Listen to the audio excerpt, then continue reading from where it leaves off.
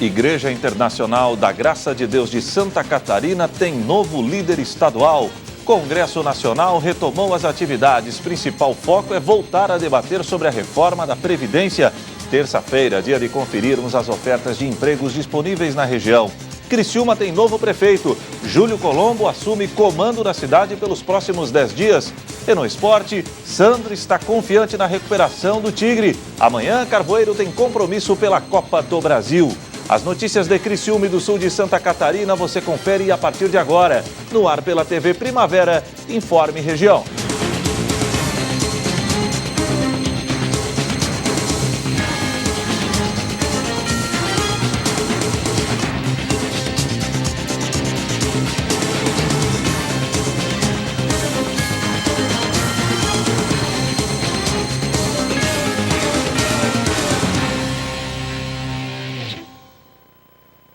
Hoje, terça-feira, 6 de fevereiro de 2018. Para você que sintoniza a tela da TV Primavera, boa noite.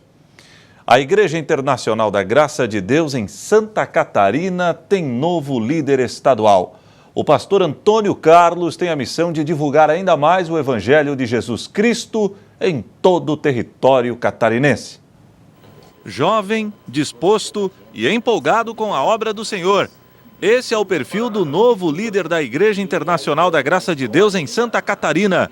Há praticamente 2 décadas no ministério, o pastor Antônio Carlos recebeu, até então, sua maior missão. Eu sou do estado do Paraná, sou da cidade de Ponta Grossa, mas agora eu sou catarinense. Agora eu vim aqui com meu coração cheio de fé, pronto e preparado a abençoar o povo de Santa Catarina.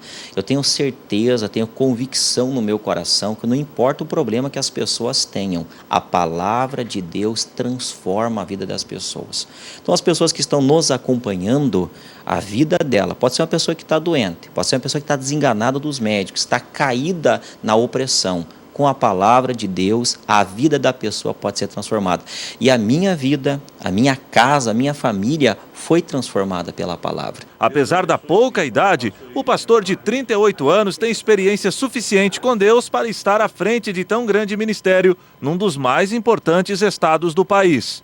A gente vai sempre aprendendo, né? Graças a Deus, nessa nossa caminhada com a palavra de Deus, tendo experiência com Deus, pregando a palavra, vamos amadurecendo, né, e aprendendo a servir Jesus melhor e podendo melhor ajudar as pessoas. Em visita à Igreja Internacional da Graça de Deus de Criciúma, liderada pelo pastor Wellington Sodré, Antônio Carlos tem o objetivo de conhecer o campo catarinense para colocar seu projeto em ação. O meu principal objetivo, já venho com isso no meu coração, é mostrar para o povo de Santa Catarina que não existe situação impossível, que a palavra de Deus pode mudar qualquer situação. Nós temos um Senhor Jesus que ressuscitava mortos. Jesus é a palavra. Se Jesus ressuscitava mortos na época que ele estava aqui nessa terra em carne, hoje a palavra está aqui e a pessoa que começar a ouvir a palavra, a pessoa que começar a prestar atenção nela, e nós pastores vamos fazer isso, vamos pregar a palavra, vamos levar a pessoa a entender, olha, se você prestar atenção na palavra, se você crer nela, ela vai mudar a sua vida. E eu creio que com a palavra nós podemos fazer do estado de Santa Catarina um estado melhor. Sem receio, o pastor reconhece, porém, não esmurece em meio às adversidades enfrentadas pela igreja do século XXI. Afinal de contas, pregar o evangelho exige coragem e desprendimento.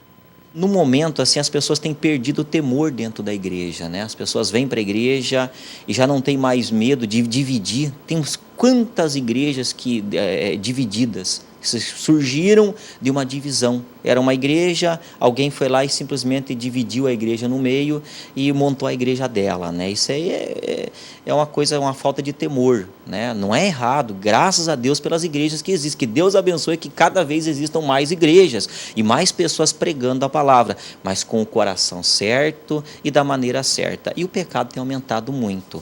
E nós cristãos, o nosso trabalho é frear o pecado, dar um bom testemunho, nós como pastores, nós como membros da igreja, como obreiros fazedores da obra de Deus. O Congresso Nacional retomou os trabalhos. O foco do governo é aprovar a reforma da Previdência a partir do dia 19 de fevereiro. O relator da proposta, o deputado Arthur Maia, do PPS, quer apresentar sugestões de alteração no texto. tudo para convencer os deputados indecisos e conquistar os 308 votos necessários para aprovar as mudanças nas regras da aposentadoria no país. O esperado era que o relator da proposta, deputado Arthur Maia, do PPS, entregasse ao governo nesta segunda-feira, como prometeu, as sugestões de mudança no texto da reforma da Previdência. Alterações que têm como objetivo conseguir mais votos para a reforma. Mas o anúncio foi de que o texto ainda não está pronto e que as conversas não avançaram. Se vocês me perguntarem qual mudança vai ser feita, eu não sei responder. Não adianta ficarmos nós que estamos fazendo o texto. Falo nós, eu, o Palácio do Planalto, o Ministério da Fazenda, o Ministério do Planejamento, o presidente Rodrigo Maia, que tem tido um papel extraordinário em tudo isso. Não adianta ficarmos fazendo elucubrações de mudanças se essas mudanças não resultarem naquilo que nós precisamos nesse momento: apoio parlamentar de 308 senhores e senhoras deputados para aprovar o texto da reforma. Um grupo de parlamentares pediu a Maia um texto que atenda aos servidores que ingressaram no serviço público antes de 2003, com uma regra que garanta a integralidade e a paridade, ou seja, que esses servidores se aposentem recebendo o mesmo salário de quem está na ativa e continuem recebendo os mesmos reajustes também de quem está na ativa. E ainda não foi descartado pelo relator incluir no texto o fim da proibição para acúmulo de pensões e aposentadorias. O relator Arthur Maia afirmou que a única questão que está realmente definida é que não se mexe na idade mínima para aposentadoria de homens de 65 anos e para mulheres de 62 anos. Segundo ele, essas alterações que ainda serão apresentadas farão parte de uma emenda aglutinativa que será apreciada pelos deputados no plenário. Maia assumiu que essa indefinição sobre a quantidade de votos favoráveis pode atrasar ainda mais a apreciação da PEC. Nós temos dois problemas: a falta de voto e a falta de tempo. São dois problemas graves. Eu acho que se não fizermos essa primeira votação até o final de fevereiro, não estou garantindo nada, estou aqui não é nem a opinião de um relator, a opinião de um deputado. Eu acho que dificilmente teremos condição de votar isso em março. A diferença entre as regras da aposentadoria dos setores público e privado, que gera distorções, é um dos pontos que a reforma pretende acabar. O INSS, que paga aposentadorias e benefícios para quase 30 milhões de trabalhadores do setor privado, fechou 2017 com um rombo de 182 bilhões de reais. No setor público, que atende cerca de 1 milhão de servidores, civis e militares, o déficit está em 86 bilhões de reais. O rombo total dos setores público e privado é de quase 270 bilhões de reais. O ministro da Fazenda, Henrique Meirelles, que esteve com o presidente Michel Temer neste domingo no Palácio do Jaburu, saiu da reunião já prevendo uma conta de quanto vão custar essas alterações. Vamos ver o que é possível fazer para exatamente ter uma reforma da Previdência, mas que, de um lado, preserve a finalidade principal, que é uma maior equidade, né, entre todos os brasileiros na sua aposentadoria, e, em segundo lugar, preserve a capacidade do Estado, da Previdência, de garantir o aposentado no futuro. Para a oposição, o governo está superestimando a quantidade de votos favoráveis. Segundo o líder do PT na Câmara, há outras pautas mais importantes no país que devem ser discutidas neste início de ano. O presidente da Câmara deve reunir nós líderes e pensar uma pauta do país. Eu, por exemplo, acho que nós deveríamos ter como uma questão central para a Câmara discutir a questão da segurança. Os projetos de lei que foram votados no ano passado foram insuficientes. Nós temos que mexer na Constituição. A seguir, Criciúma tem novo prefeito. Júlio Colombo assume o comando da cidade pelos próximos 10 dias.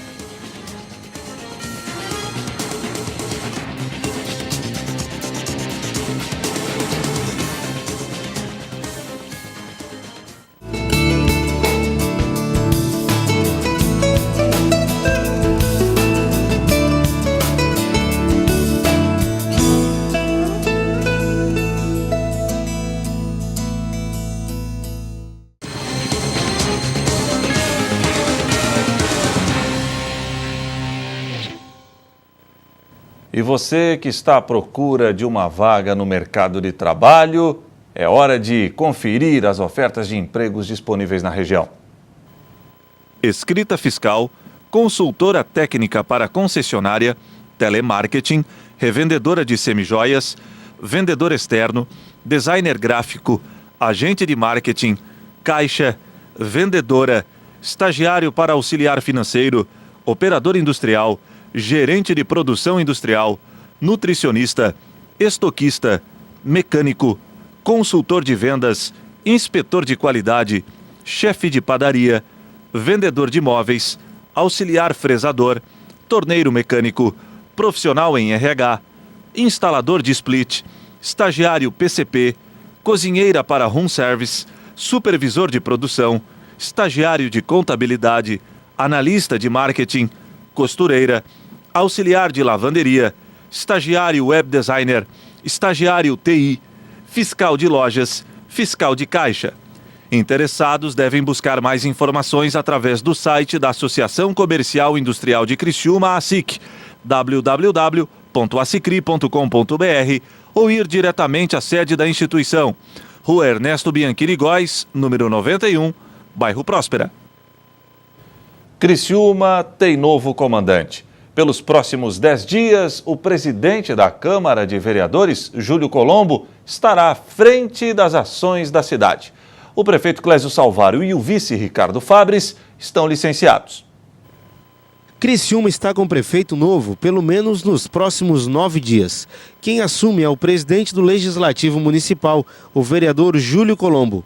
Clésio Salvário, chefe titular do Executivo, transmitiu o cargo em uma cerimônia realizada na noite de segunda-feira. Eu sei que a prefeitura, o governo do município ficará em boas mãos, pessoa de uma competência competente, conduziu muito bem os trabalhos da mesa diretora e o trabalho no legislativo, e faço isso com o Júlio Colombo e faria isso com qualquer outro vereador, porque todos os 17 têm esta competência.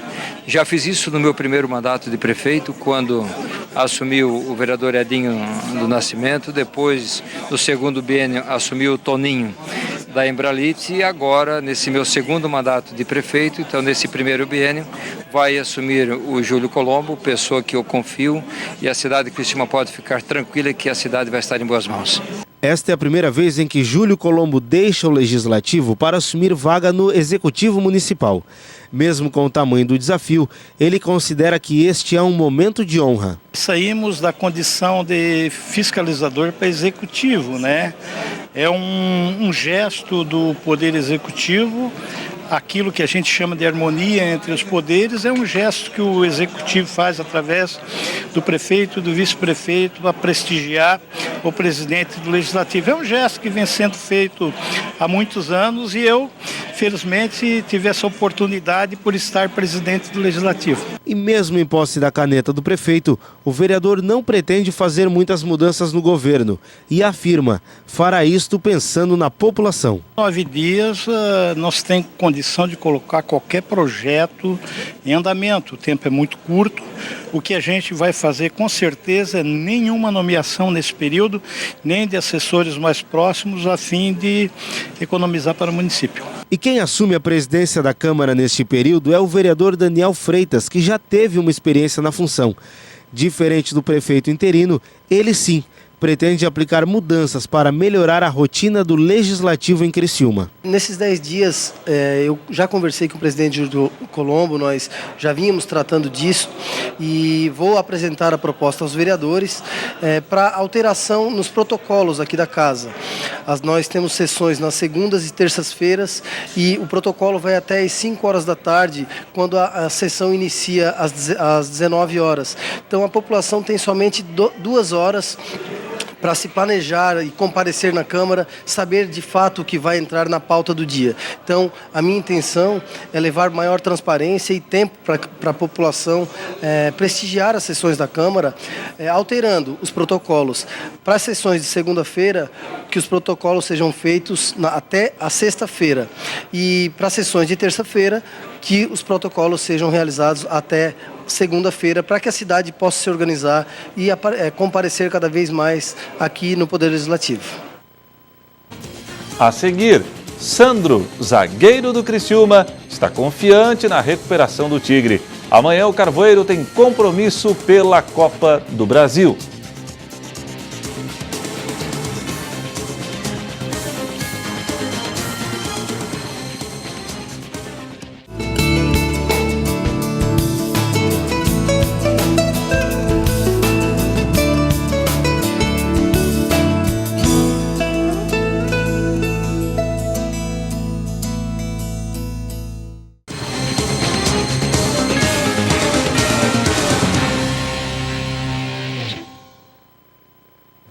A fase do Criciúma, todo mundo sabe, não está boa.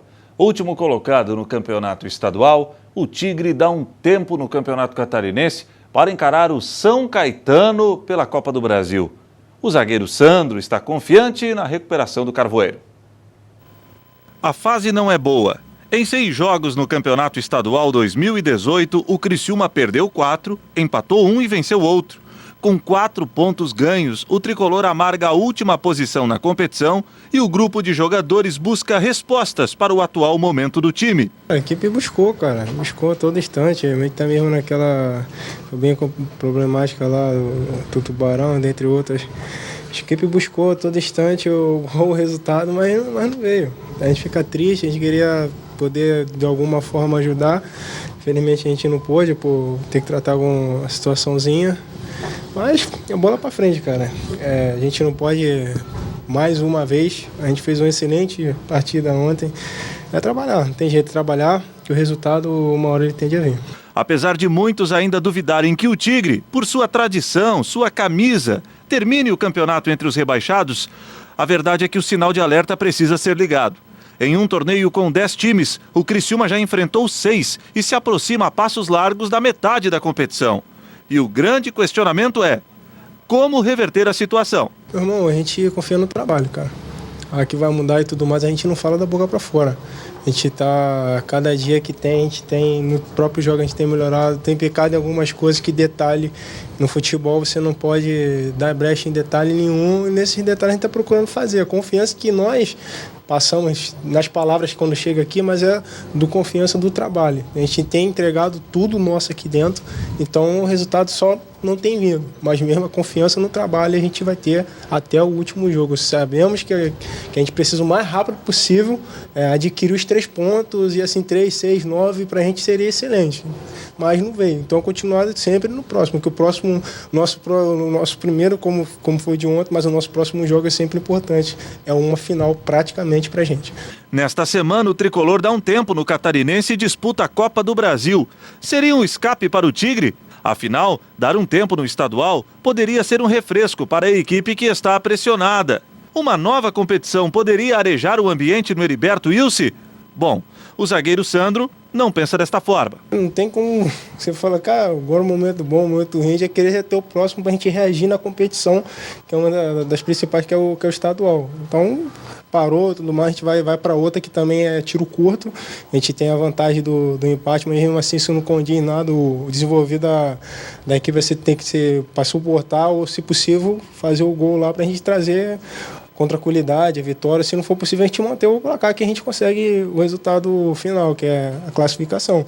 Mas disso aí não tem de bom, de ruim, não. A gente vai para competir. A gente entrou para competir, a gente queria na situação pior que a gente está no estadual. A gente queria já ter o próximo jogo para a gente poder responder, né? E trazer a vitória para a gente. Mas teve essa parada, agora muda a chave também, que já outra final para a gente, e a gente tem que ir com tudo para esse jogo. Então, mesmo com a vitória, para a gente ir trazendo a tranquilidade, o trabalho, desenvolver dentro dos outros companheiros também, ter mais confiança que estão entrando agora na equipe, e assim o trabalho fluir naturalmente, né? Quanto à derrota de domingo diante do Avaí, alguns torcedores e cronistas criticaram o jovem zagueiro Nino. Foi da falha deste jogador que nasceu a falta do gol da vitória do adversário. Sandro isenta o jovem talento da base carvoeira e alerta: não é hora para caçar bruxas. Aqui é isso, botar a culpa no menino também, assim, é complicado. Foi que é um clássico em si não é fácil não. Um zagueiro de de extrema qualidade. Dentro tem Jansen também, que está correspondendo muito bem. Temos o Jaci, o Christian, uma rama de muito bons jogadores. Não é assim colocar o Pepino só em um, mas que seja um clássico, um jogo importante, um jogador muito importante para a gente que dentro do clube.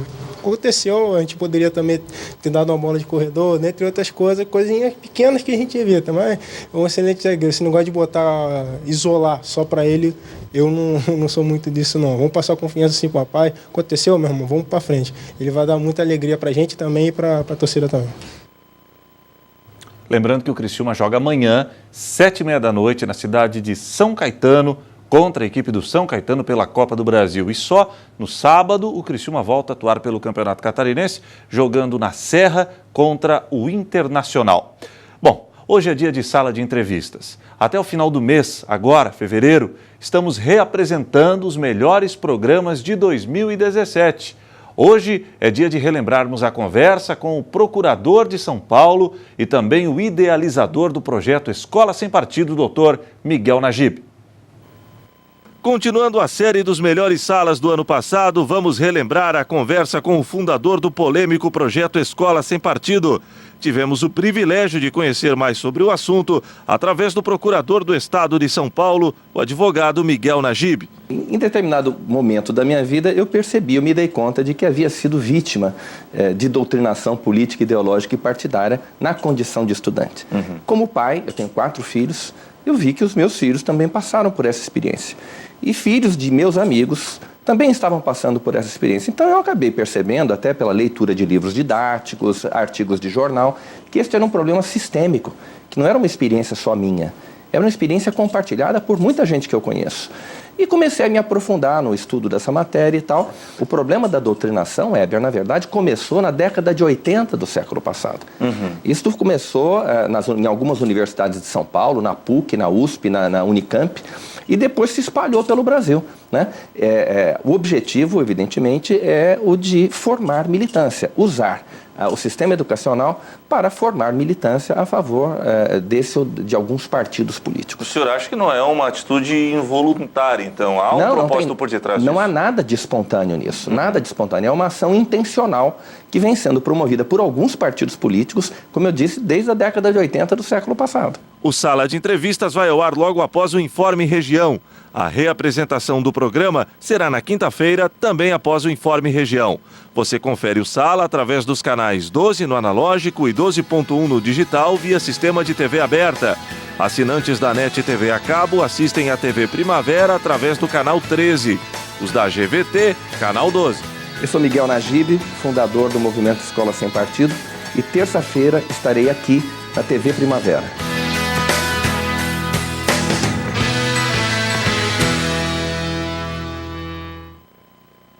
Então tá, daqui a pouco, dentro de alguns minutos, tem o Escola Sem Partido sendo tratado aqui no Sala de Entrevistas. Eu vou embora, voltarei amanhã, quarta-feira, se Deus assim permitir, final do Informe Região. Boa noite.